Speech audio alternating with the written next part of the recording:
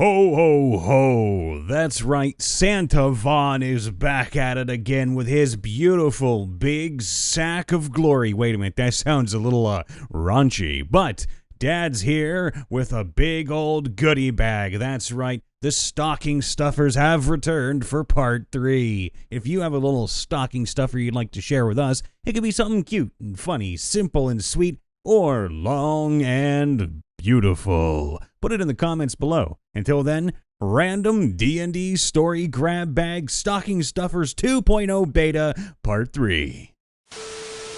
I have a secondary table I play at when my main game isn't running. The DMs I play with let us bring characters from one table to another without any gear that the setting wouldn't have. My character, a Dragonborn Paladin Rogue, has a laser gun found in a crashed Mind Flayer ship.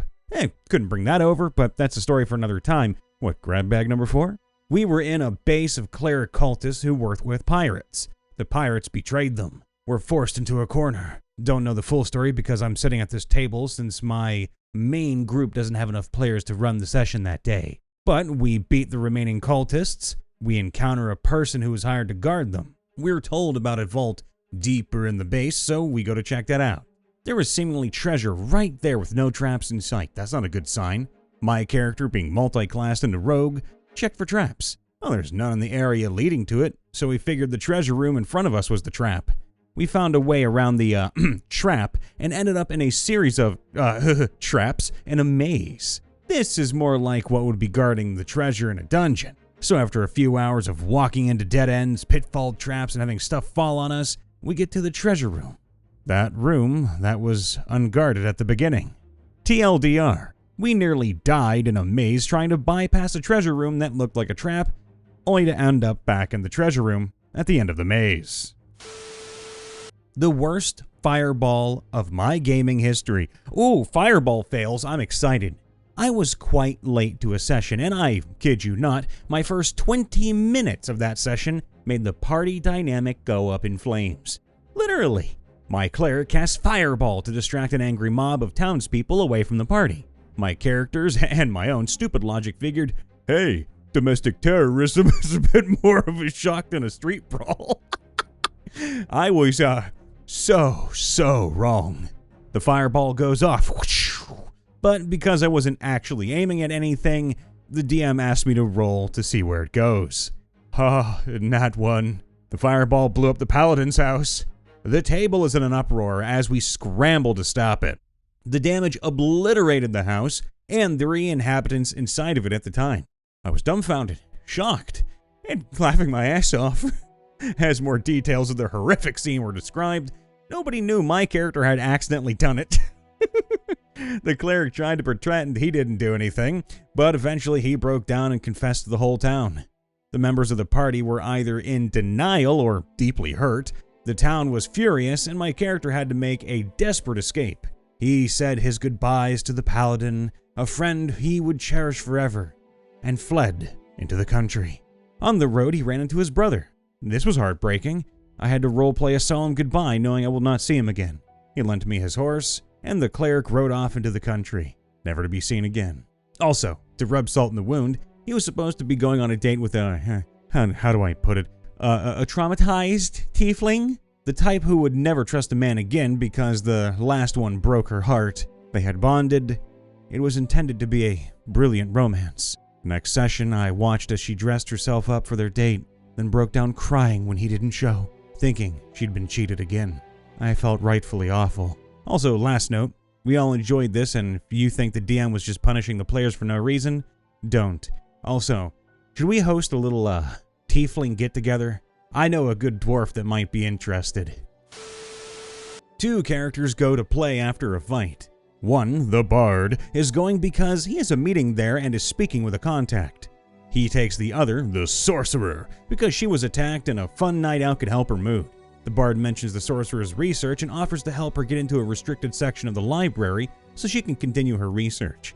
After suggesting she pretend to be his servant, he offers to have her pretend to be his fiancée. The sorcerer is a spy, dun dun da da dun. So of course she would pretend to be the noble's fiancée for the privileges that grants her. They go out and get a ring, Word quickly gets around that they are a couple, and now the wedding is in 3 months. TLDR, a nobleman proposes to a female spy, and now they are getting married. Aw, true love? Question mark? Okay, first session, new group. There were about 5 of us. One of them was a turtle with a ranger subclass that I genuinely can't remember. The player ended up leaving before the second session, and I never looked that far into the class. That let him grow good berries on his shell. That's really cool and innovative.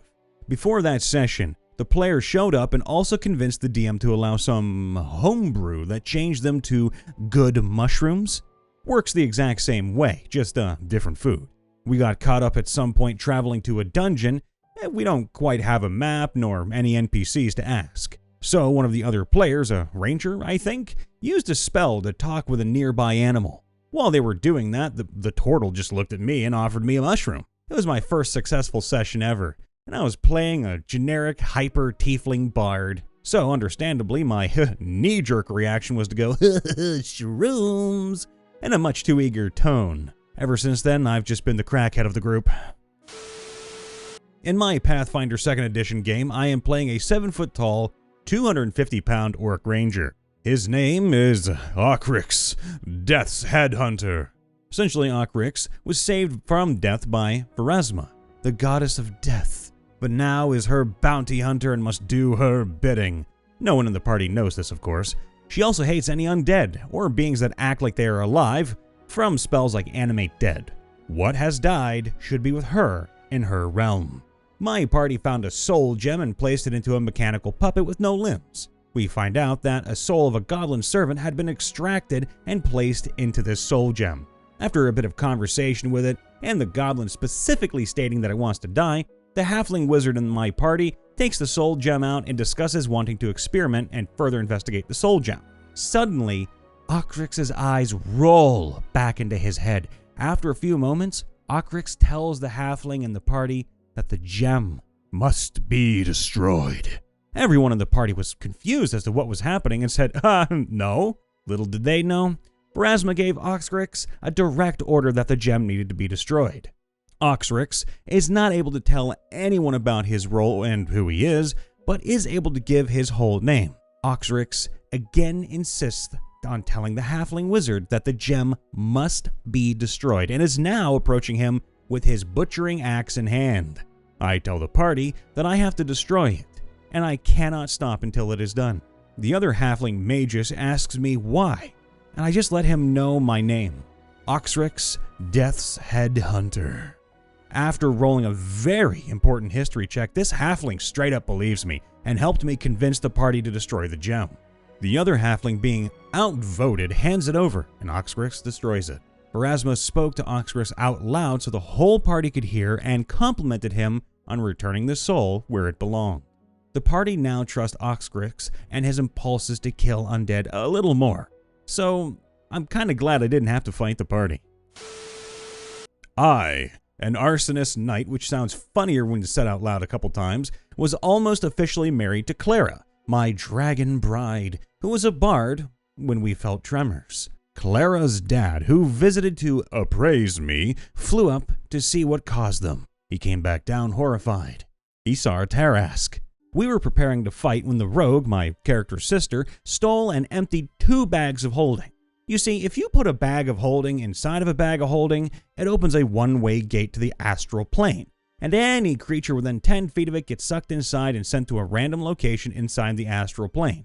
After all creatures are sucked, the gate closes and can't be reopened.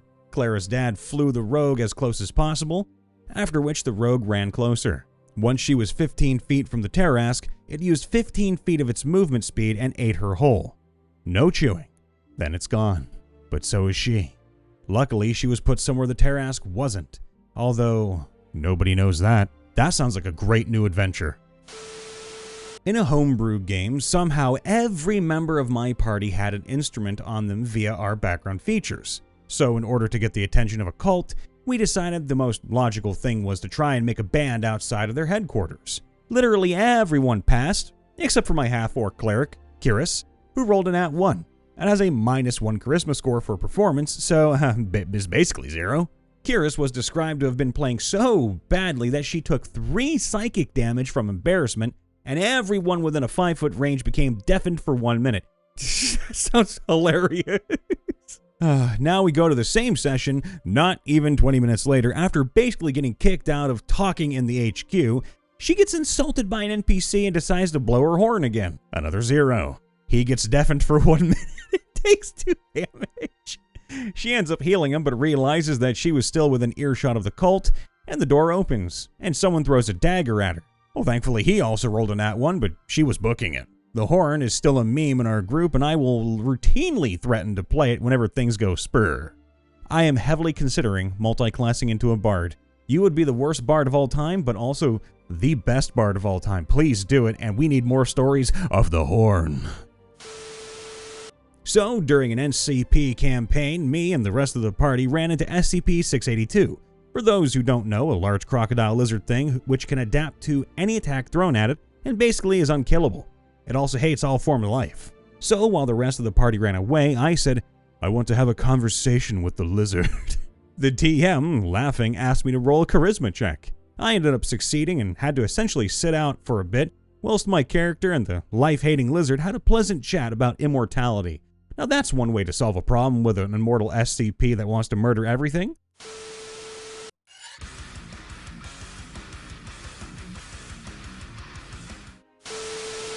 Hey everybody, Brian Von VA here, or Santa Von Ho Ho Ho, Merry Early Christmas, or Early Yule, or whichever holiday you choose to celebrate this time of year. That said, leave a comment, subscribe, ring the bell, and leave a like as well. We want all of that to happen. Throw in some stuff for our goodie bag little stocking stuffer part 4, and it could be random things that, you know, just an amalgamation of completely nonsensical hilarity or serious fun, or in this case, sometimes a depressing little moment of amazingness. Either way, throw it in. We're going to be adding it into grab bag number 4, and I'm looking forward to it. That said, if you want to come say hi to me, Brian Von VA, you can come do so at brianvonva.com, or primarily help me reach 1,000 followers on Twitch. That's Brian, B-R-I-A-N, Von, V-A-U-G-H-N, V-A, voice actor, V-A. So come say hi. That said, at the end of all these videos, I try to end out with something positive, and I'm out of breath from all the laughter I had in this video. And I guess that's something positive, is that Robin Williams believed that laughter could cure a lot of issues in the world. And whether or not he truly believed it is beyond me, but he said it in character, he said it in comedy. Hell, he made a whole career of just making people smile and laugh despite the severe depression and hell he was going through mentally. And for me, it's the same thing, except I don't go through hell mentally. I used to have a lot of problems with anxiety, but voice acting kind of saved my life with that, and so did my beautiful cat who passed away in 2020, and I would never look back on it. To know that I can make a lot of you smile and laugh and feel something genuine, it's a wonderful feeling. And to know that all of you out there, boys, girls, ladies, gentlemen, anyone and everyone in between, I support you all. I love you all. I don't care who you are, what you are, nothing. All I care is that you're a good person. And I love reading your stories. I love reading your comments. I may not respond all the time, but I just want you to know how much of an impact it has on me, and how much I use that impact to impact y'all back. I love you all. Please be safe, happy, and healthy, and I'll see you next time. Bye for now.